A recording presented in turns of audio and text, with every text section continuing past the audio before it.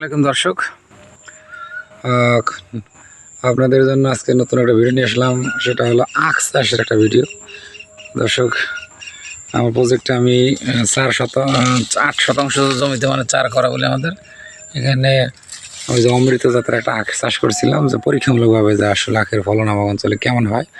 আমি কখনো আখ চাষ করিনি এর আগে, তো পরীক্ষামূলকভাবে করার জন্য দেখলাম যে আসলে কেমন কি। তো ভালোই দেখি যে কেবল আর দেখেন এই যে পাতা মানে 2-3 গিট হয়েছে মোটামুটি দেখতে ভালো দেখে আমাদের পাশ দিয়ে যে সাধারণত বাঁকা হয়ে যায়, সেজন্য ওরা বাঁশ দিয়ে টানা দিছি। অবশ্য আসলে এখানে আখ চাষ করার উদ্দেশ্য না, জাস্ট পরীক্ষামূলক, কিন্তু খেজুর বাগান করার হলো টার্গেট। এই দেখেন আমার সেই সৌদি আরবের যে খেজুর গাছ, গতবারের যে আমরা বর্ষার পরে যে গাছ লাগাইছিলাম সেই গাছ, তো মাশাআল্লাহ কিন্তু দেখেন অনেকটা সাইজ হয়ে গেছে।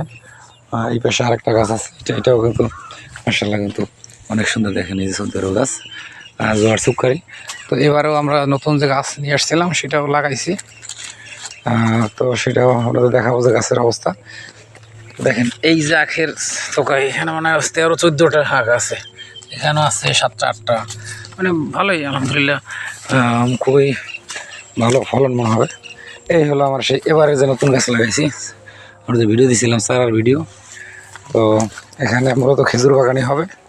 এই একটা গাছ, এই দেখেন এটা গাছটা এই বরাবর ছিল, একটু উপর দিকে উঠতেছে, বড় হয়েছে মনে হয়। দেখেন এখান থেকে একটু উপর দিকে উঠতেছে, তার মানে গাছ মারা যাওয়ার সম্ভাবনা কম।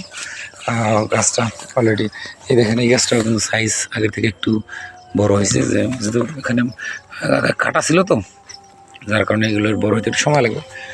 দর্শক, এরকম নিত্য নতুন ভিডিও পেতে আমাদের সাথে থাকুন। আসসালামু আলাইকুম ওয়া রাহমাতুল্লাহি ওয়া বারাকাতুহু।